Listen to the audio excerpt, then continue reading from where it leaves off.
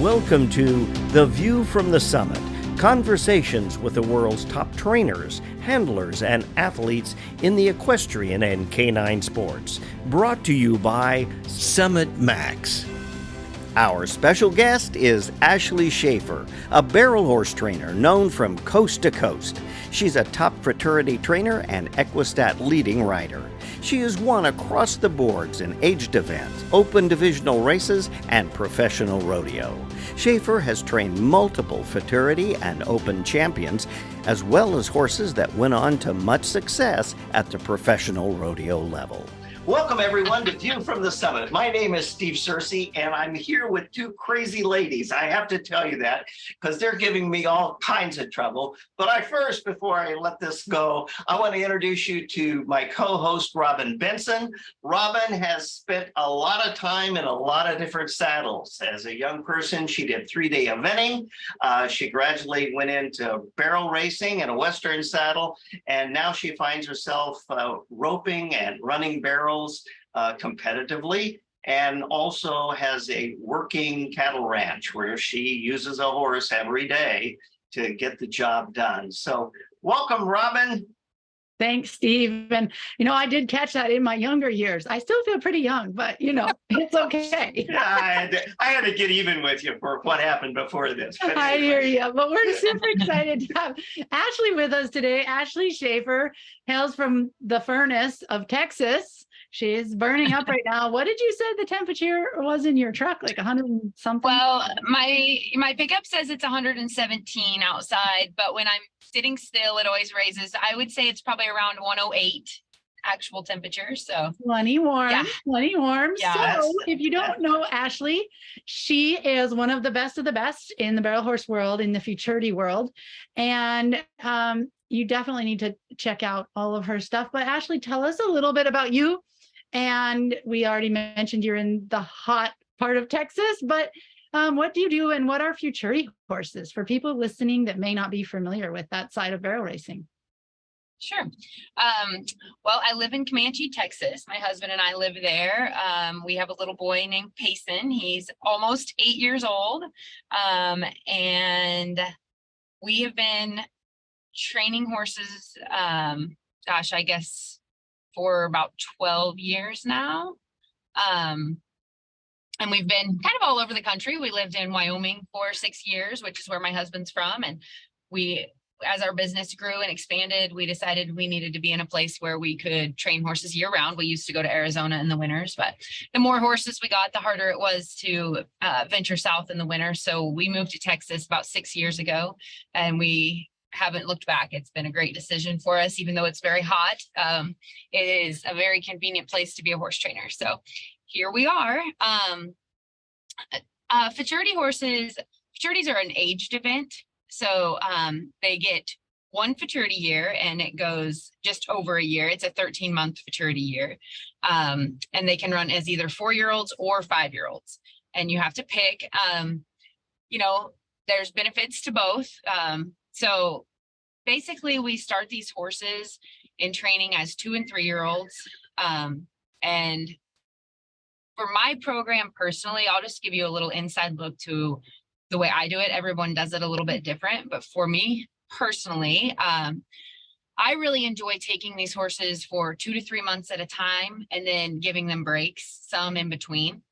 I think that gives them time to mature mentally and physically, even in those down times. So especially with the really young horses. So right now, for example, I already have 6 horses that won't run until the year of 2025. So I have those in training right now, and I will put 2 to 3 months on them. Most of them had 2 to 3 months with a colt breaker before I got them. And then I'll put another 2 to 3 months on them. And then when I feel like they're at a good stopping point, I will send them home and give them a break for a little while and get them back in another 2 to 3 months. So that's how I like to do it. And during that time, most of those horses are 2 or 3 years old.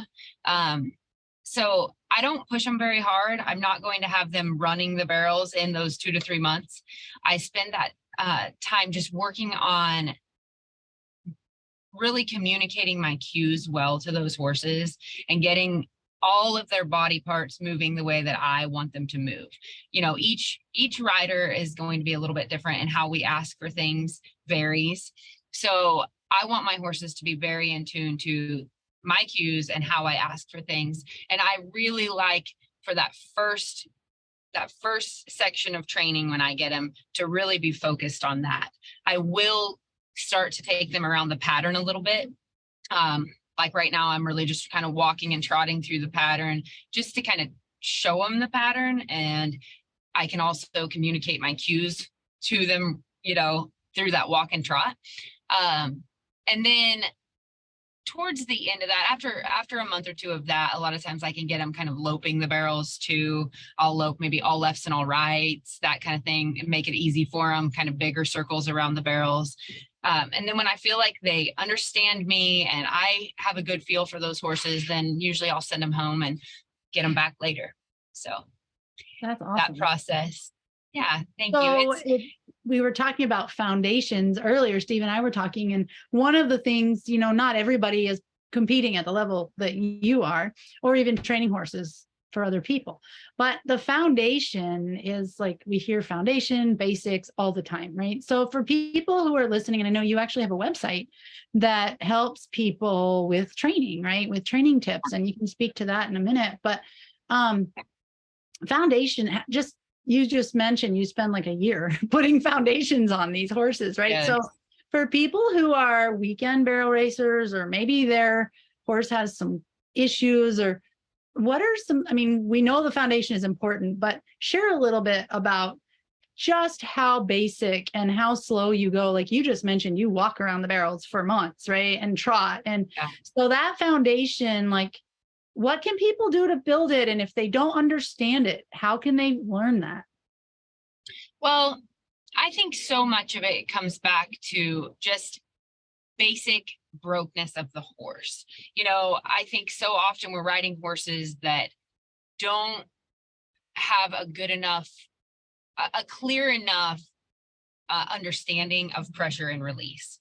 Okay, so I want people to be mindful of when they're putting pressure on the horse and why, and when to release that pressure. That's the most important part. Pressure and release is how a horse learns. And it's really about the only way they learn. Anything that I do with a horse, if I'm on the ground, if I'm on their back, whatever I'm doing with a horse, it is all pressure and release. When I'm backing a horse out of the trailer and I am asking it to move back, I'm going to keep pressure. And when it takes a step, I'm going to take the pressure off and then ask it right back. But I always take the pressure off. Anytime we ask a horse for something, we need to realize when they do it and give them a little release and then ask again. You know, and I think that's one of the things that is the most, that we lack the most in our horsemanship, I think, is just understanding when we are putting pressure on a horse and why, and then when to release it. So if you get nothing else out of this podcast, I want you to start being mindful of what you're communicating with your horse, because so often I don't think people even realize they're putting pressure on their horse. You know, they're just they're squeezing their legs, or they're holding the reins tight, and they don't even realize they're holding on. Maybe they're a little bit afraid, or just trying to keep control of the horse, and they don't even realize that they're putting that pressure on. And anytime that the horse releases and we don't give them a release back, then we're teaching that horse just to pull back on us, you know? Yeah. So I think that's honestly my number one thing that I try to be mindful of anytime I'm asking my horse for something is, you know, where am I putting the pressure, and am I releasing when I get what I want? And when you want to talk there's about a lot of other things too. No, but I mean, boom, that's like the heart of the foundation right there. You just nailed it. Like, if you want to talk about any discipline, I grew up, like Steve mentioned, riding dressage horses and 3-day event horses. And then I transitioned to reiners and cow horses and rope horses. It's this, like you say, that nailed it for all disciplines. So if you're listening today, listen to Ashley. If you're having trouble, you know, barrel horses, you see all kinds of issues all the time, but it's not just barrel horses, right? It's horses in general. So the next level of that would be, like you talked about, teaching a horse the buttons that you want them to have through that pressure and release, right? And then moving their body parts. So if you don't mind, and this is again, all disciplines.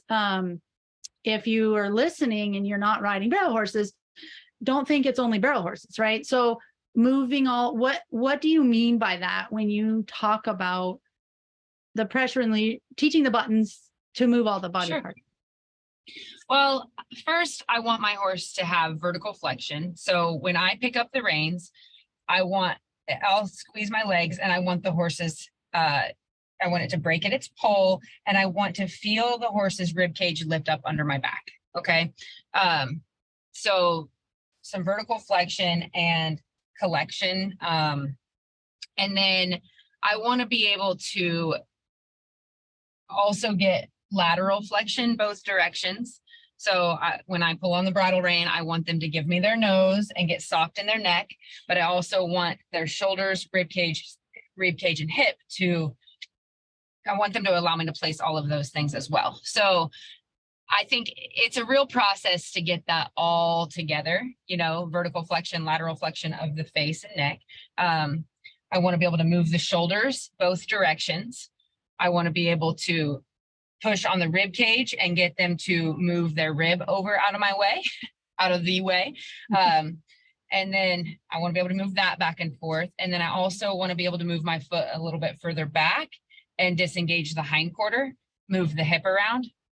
And those are just coming from 3 different cues with my legs. Okay. So if I want the shoulder to move over, I'm going to have my foot a little bit more up by the cinch, and I'm going to use my hand and my body kind of with it and ask that horse to pick that shoulder up and move it over out of the way. Or I can also get it to follow its nose and bring its shoulder through. I want to be able to move those shoulders back and forth. So they call it like an arc and a counter arc. It's kind of hard to explain without being on a horse. I usually do these videos from the back of a horse so I can do it and explain it a little easier. And then I can also tell you what I'm doing with my body a little better too. So it's a little bit hard to explain, but I think you're probably. And those are the kind of things you have on your website, right? Your training website, Yes, have ma'am. those kind of videos. Yeah. So if you're watching or listening to the podcast and you're a barrel racer, you can definitely check it out. We, are grateful for all quality training information out there, and it's called Between the Reins, right? Yeah, it's betweenthereins.us, and it is a horse training website. Myself and Joy Wargo and Jolene Montgomery, who are also barrel futurity trainers, we have over 500 full-length training videos and it's all unedited. We video the entire ride, start to finish. I got bucked off in one the other day. So that's going to be on the website. It's not on there yet, but it will be unedited. Love it. So, Real life, ladies and gentlemen. Yep. So I haven't been bucked off a horse in quite some time, and I got bucked off on video day the other day. But anyway. You didn't miss a thing, did you? Nope. I got back on, went back through. Got right back on. Proof positive that horses will keep you humble no matter what. Yeah, for sure.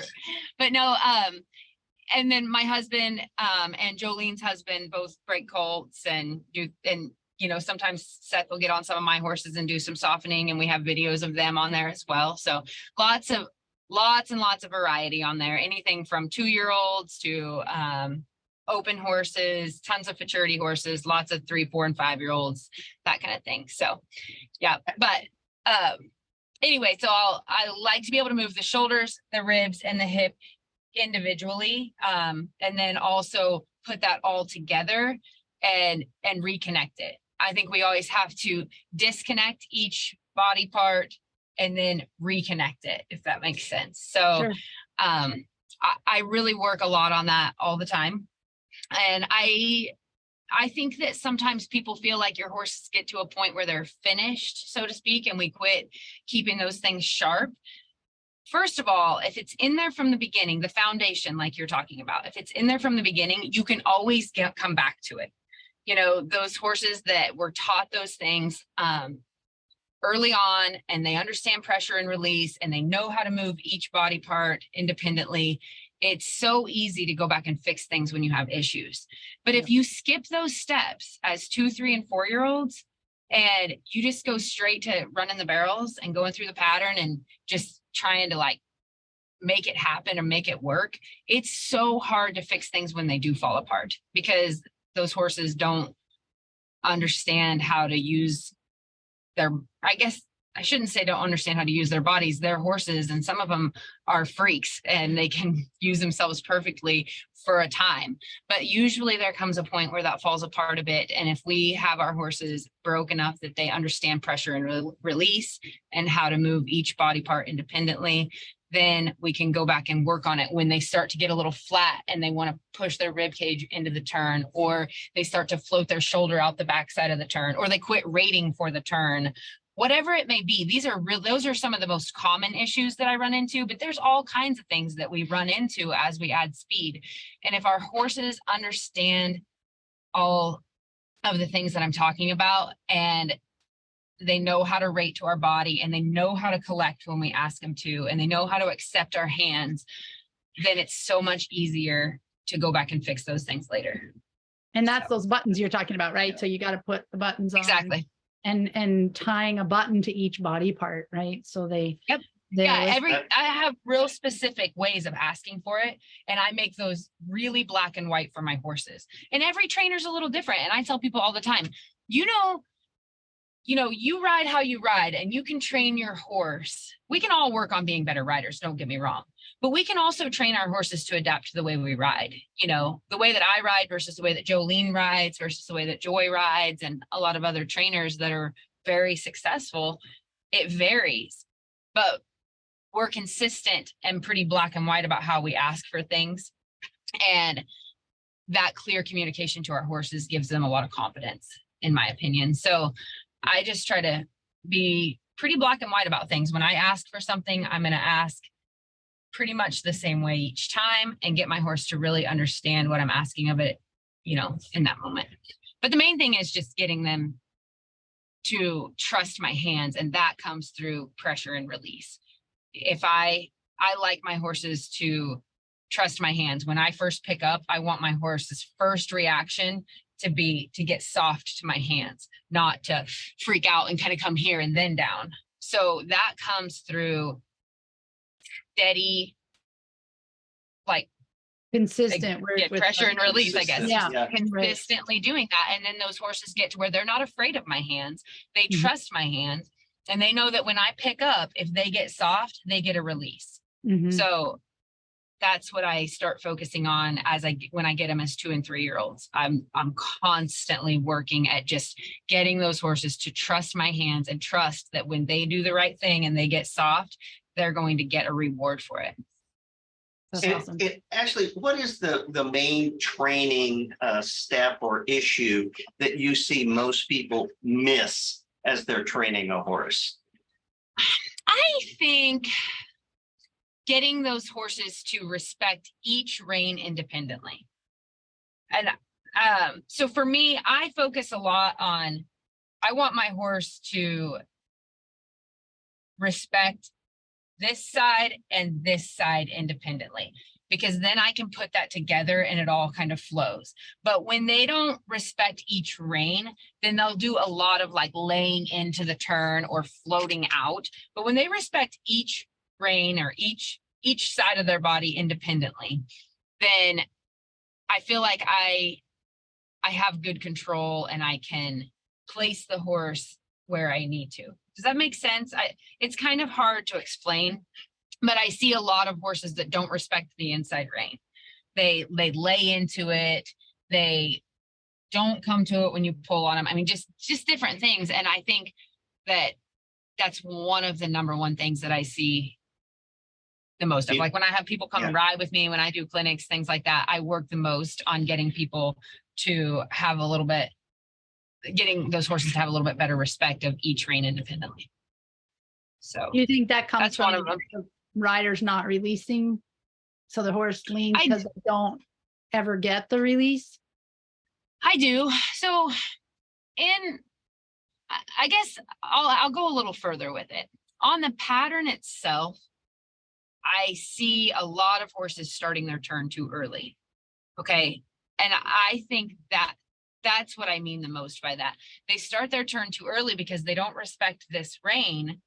Let's say we're coming into our left turn. They don't necessarily respect this. They just lay into it. And the rider will go, okay, I'm going to hold here and then just drop them into that turn. For me, the turn is the release.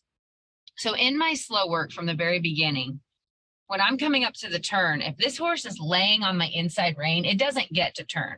I'm not going to let him turn until he's like soft between my hands. So the other thing I don't do is I don't hold shape to a turn. I have my hands right here.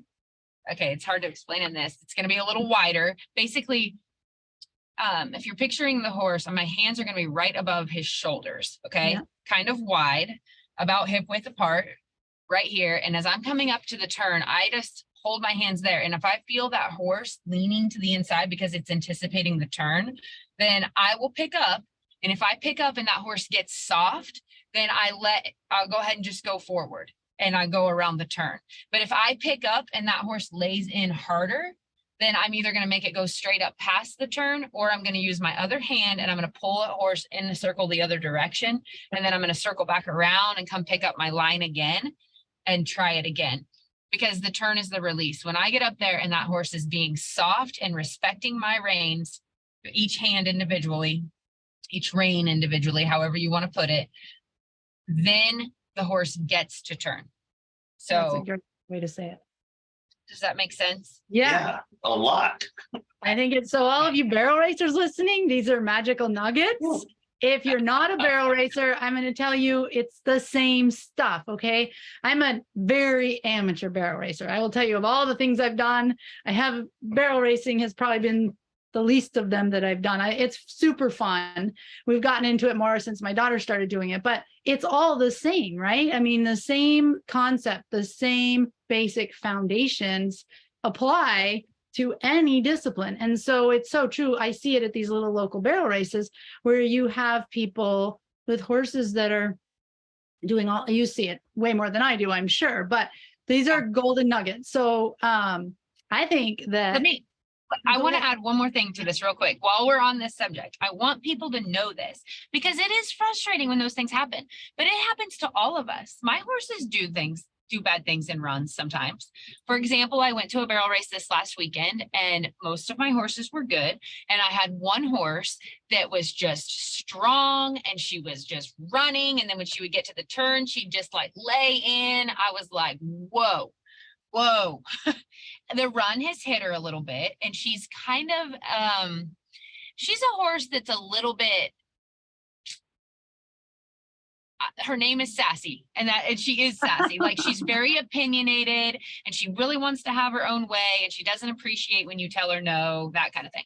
So in the run, I felt her just being strong. She was kind of being strong at the first. I went on to the second. She was being strong there and I pulled her up and I loped her on down to the third and went around it. And I came out and I petted her and I put her away.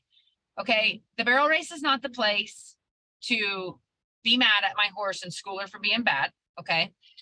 So on Monday, I took her back to that arena. They had exhibitions there and I just worked her. I did not go fast on her. I softened her. I let her go like we were going to run. And when she took off and took the bit, I stopped her. And I backed her up and I went forward again. And when she took off again, I stopped her and I backed her up again. And then I went again. And I went 3 times through, just making her respect me and wait for me. And by the last time through, she was rating to my body. She was getting soft. She was melting for the turn. And then I went and put her away.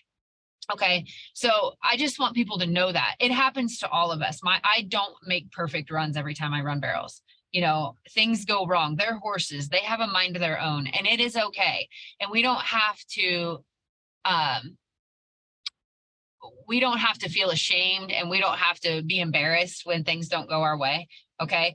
But what we do have to do is be good horsemen and be good sportsmen. And we have to know the time and the place to work through those things and go home and do our homework and work on it and then try again.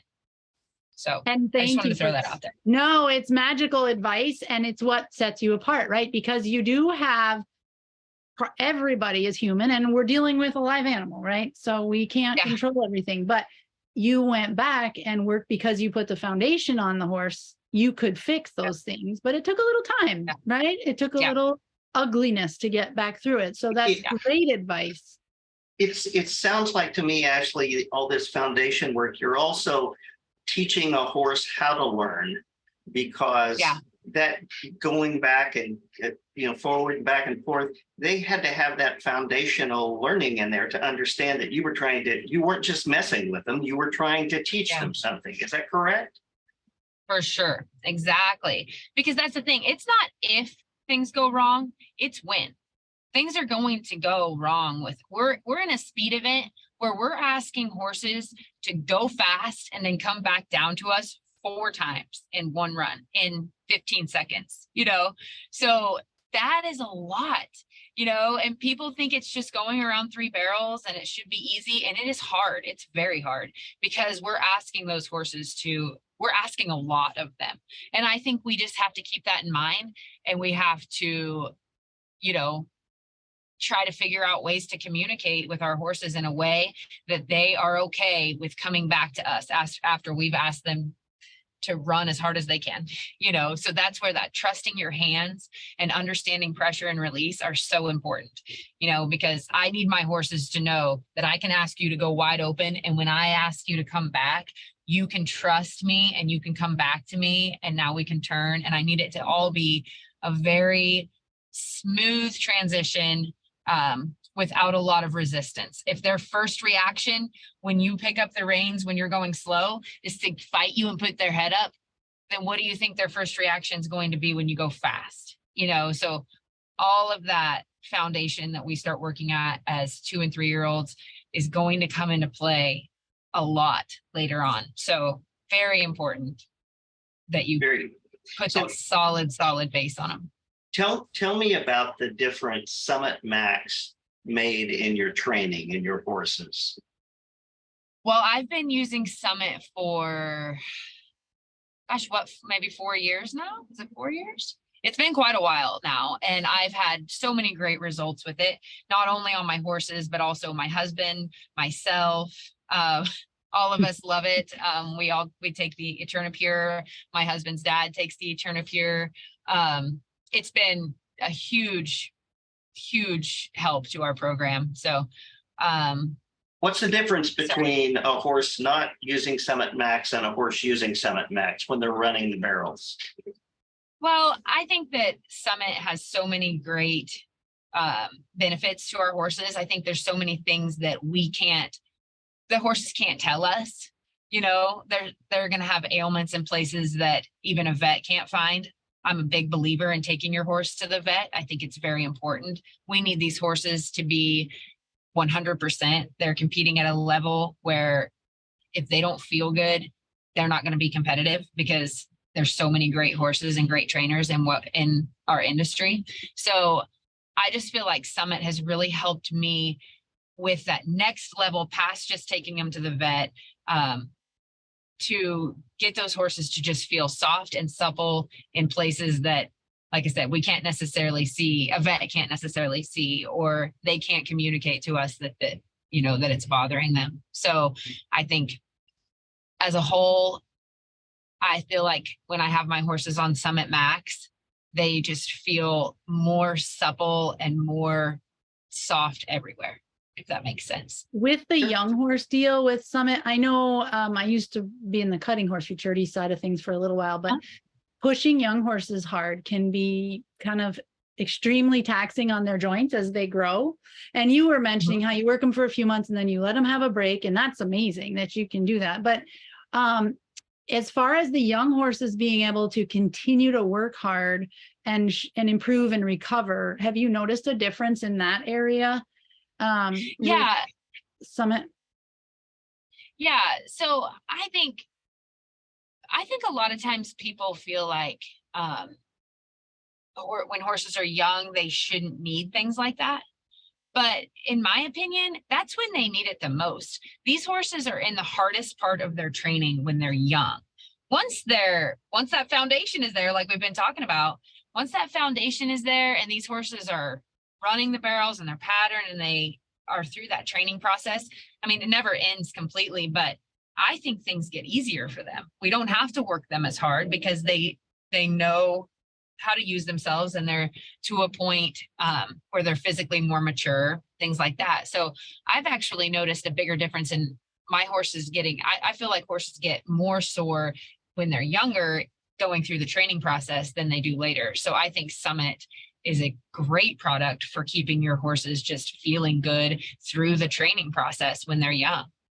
So I think that's huge. And it's a great way to do it with hopefully less injections, less, injuries in general, because so often these horses, they injure themselves because they're sore, their joints are sore, and then they compensate to get off of that. Say they're sore in their hocks, pretty soon they're not wanting to use their butts the way that they need to. So then their front feet get sore, or they strain a suspensory, or, it just, all of it works together. Their whole, obviously their whole body works together. So if they're sore in one area, pretty soon they're going to be sore in another area. And I think that, I 100% would recommend people using this on their young horses through training. Summit Max has been super beneficial for my program. That's awesome. Terrific. Part of the foundation, right? We're building the foundation all the way around. So that's great. Yeah. Ashley, thank you for taking a moment out of your cool day. No problem. It kind of was nice to sit in the air conditioning. Get to sit in the air conditioner for a while. Would you like for this to go on another hour so you can have an excuse to sit in the air conditioned car? No, I'm busy. I'm busy. No, it's really been great visiting with you, and the tips I think were profound. I'll defer to my horse expert here, but I thought that they were absolutely brilliant, and I really appreciate you being on and sharing this. What do you say, Robin? Well, I think she might even get you to be able to run a barrel soon. So that's something. I can do it now, not with a horse though. I can do it. Right. I love if nothing else, maybe you'll be a fan. No, I am already a fan. Exactly. I'm and I think it just helps when you understand it a little more to have an appreciation for what goes into creating any horse on a foundational level, but a highly performing, young horse like you're doing in an aged event where you have a limited time to train them. It's like any futurity where you're having a limited time to get them to a very high level, and your specific tips are so useful, but really useful for anybody.